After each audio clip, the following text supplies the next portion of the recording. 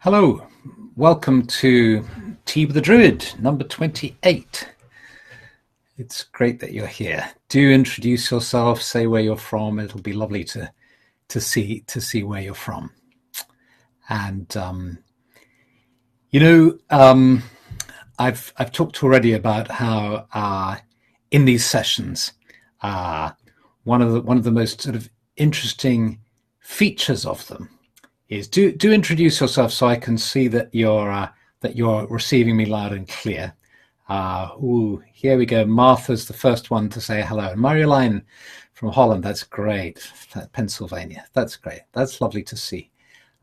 So even if I don't say your name, I am seeing you popping up, and that's just great. So one of the interesting features about this event that we do every week is this sense of that it's a communal experience.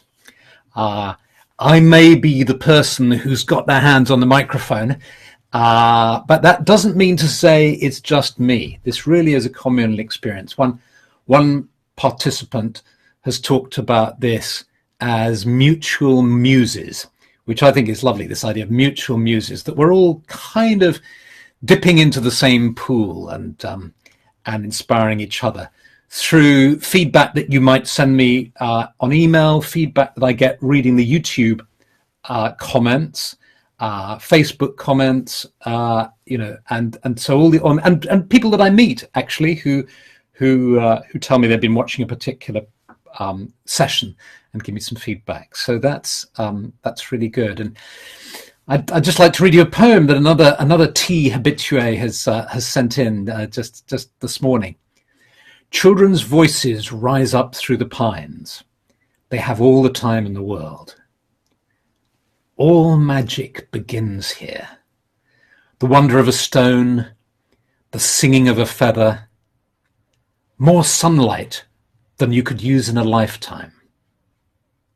How brief a lifetime at 7.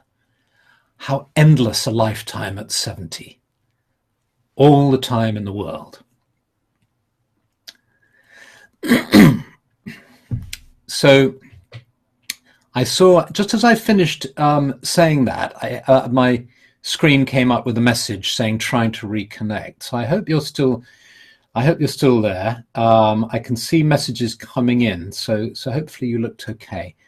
I'm really sorry if my face goes all weird, but the sound seems to stay good, even if the broadband connection makes the image poor.